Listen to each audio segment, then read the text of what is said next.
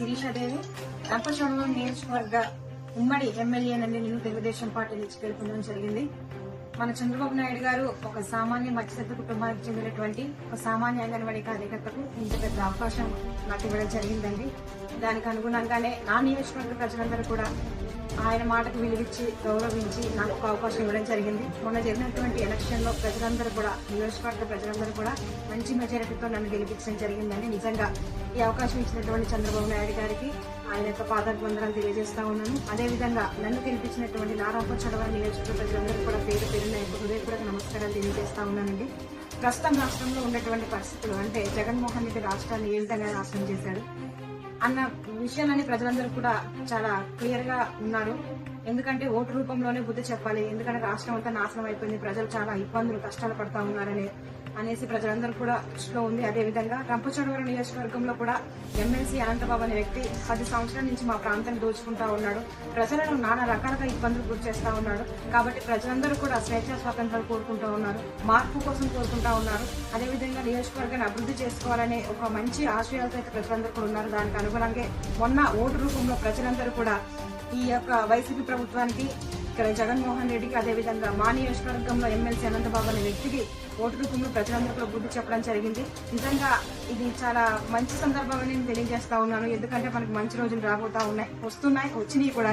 ఎందుకంటే రాష్ట్రంలో మన చంద్రబాబు నాయుడు గారు ముఖ్యమంత్రిగా వచ్చారు. అదేవిధంగా మన రంపచోడవరం నియోజకవర్గంలో ఒక సామాన్య మహిళ, ఒక సామాన్య గిరిజన కుటుంబానికి చెందినటువంటి సామాన్య అంగన్వాడీ కార్యకర్త ఎమ్మెల్యేగా గెలుపొందింది.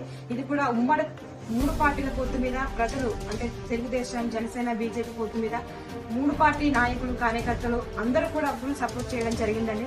మంచి మద్దతు తెలిపి నన్ను అఖండ మెజారిటీతో గెలిపించారు. అదేవిధంగా నియోజకవర్గంలో ఉన్నటువంటి ఓటర్ మహాశైలు, అదేవిధంగా మీడియా మిత్రులు, పోలీసు వారు, ప్రభుత్వ ఉద్యోగులు ప్రతి ఒక్కరు కూడా నాకు ఎంతో సహకరించారు. నా గెలుపు కోసం మీరందరూ కూడా కృషి చేశారండి. నిజంగా ఇక్కడ నుంచి నాకు ఇంత పెద్ద అవకాశం వచ్చింది కనుక నా ప్రాంతాన్ని అభివృద్ధి చేసుకోవాలి, నా ప్రాంతంలో ఉన్నటువంటి సమస్యల కోసం నేను పోరాడాలి. నాకు ఇంత పెద్ద అవకాశం వచ్చింది. 15 సంవత్సరాల తర్వాత మా రంపచోడవరం నియోజకవర్గంలో గతంలో 5 సంవత్సరాలు కాంగ్రెస్ వచ్చింది. ఆ తర్వాత వైఎస్ఆర్ కాంగ్రెస్ పార్టీ 10 సంవత్సరాలు రావడం, ఈ విధంగా 15 సంవత్సరాలు రంపచోడవరం నియోజకవర్గం తెలుగుదేశం పార్టీ అనేది దూరం అవడం జరిగింది. రంపచోడవరం నియోజకవర్గం పెట్టిన తర్వాత మొట్టమొదటి ఎమ్మెల్యే నువ్వే అని చాలా మంది చెప్పడం జరుగుతుంది. నిజంగా నాకు చాలా సంతోషంగా ఉన్నాయి. ఇది పెద్ద సంబరాలు చేసుకునేటువంటి పరిస్థితి అండి. నిజంగా నేను అయితే ఆనందం తట్టుకోలేకపోతున్నాను. మొట్టమొదటి ఎమ్మెల్యేగా అని చెప్తా ఉంటే నిజంగా చాలా సంతోషంగా అయితే ఉంది. కాబట్టి ఇంత పెద్ద బాధ్యత మన చంద్రబాబు నాయుడు గారు, అదేవిధంగా నియోజకవర్గ ప్రజలందరూ నా మీద పెట్టారు. కాబట్టి నేను ప్రతి ఒక్కరికి పేరు పేరు చెప్పాల్సింది ఏంటంటే, నేను ఏ కులానికి కానీ, మతానికి కానీ, వర్గానికి కానీ, లేకపోతే పార్టీలకు అతీతంగా పనిచేసి ప్రాంతం అభివృద్ధి, సమస్యల కోసం, పరిష్కారం కోసం నేను అహర్నిశలు కష్టపడి పనిచేస్తానని మరొకసారి నా నియోజకవర్గ ప్రజలందరూ కూడా తెలియజేస్తా ఉన్నాను.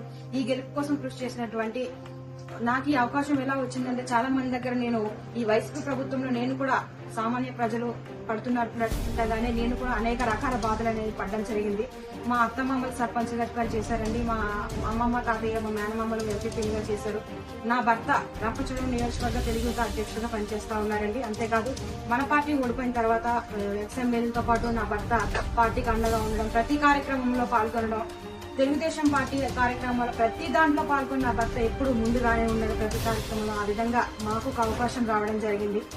ఇలా కొన్న ద్వారా నేను ఈ వైసీపీ ప్రభుత్వం, నేను ఒక అంగన్వాడీ కార్యకర్తగా పనిచేశానండి.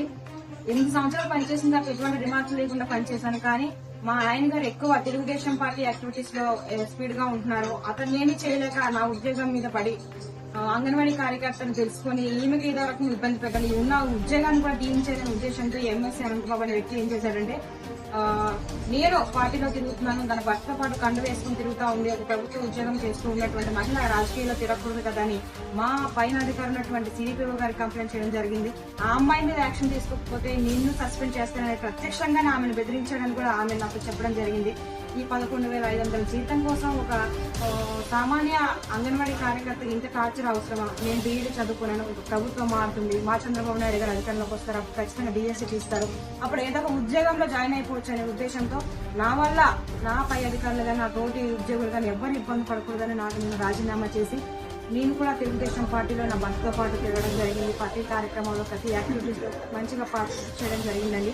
ఈ విధంగా నాకు కూడా ఒక అవకాశం వస్తే బాగుంటుంది. చదువుకొని ఖాళీగా ఉన్నాను, బీఈడీ చేశానండి నేను. బిఏ బీఈడీ చేశాను. ఈ విధంగా ఒక యువతకు కూడా అవకాశాలు మన తెలుగుదేశం పార్టీ మంచిగా ఇస్తుంది, యువతకు కూడా ఇస్తుంది, మహిళలకు మంచి స్థానంలో కూడా మన తెలుగుదేశం పార్టీ గుర్తిస్తుంది అనే ఉద్దేశంతో ఒక అప్లికేషన్ పెట్టడం జరిగింది. ఆ విధంగా మన పెద్దలందరి సహకారంతో ఇంత మంచి అవకాశం నాకు మన చంద్రబాబు నాయుడు గారు ఇచ్చారండి. కనుక నేను తెలుగుదేశం పార్టీకి, మన చంద్రబాబు నాయుడు గారికి ఎప్పుడు రుణపడి ఉంటాను. నేను పార్టీలు మారడం కానీ లేకపోతే వ్యక్తులకు మారడం కానీ నేనైతే ఇలాంటి పనులు ఎప్పటికీ చేయను. పార్టీకి అతీతంగానే పనిచేస్తాను, పార్టీకి కట్టుబడి ఉంటాను. చంద్రబాబు నాయుడు గారి దృష్టిలో మంచి వ్యక్తిగా పనిచేసి నా ప్రాంతాన్ని అభివృద్ధి చేసుకునే ఒక ఉన్నతమైన స్థానంలో నా నియోజకవర్గాన్ని నిలబెట్టుకునే స్థాయిలో ఉంటానని మరొకసారి ఈ మీడియా సందర్భంగా ప్రజలందరూ కూడా తెలియజేస్తా ఉన్నాను. అందరికీ నమస్కారం.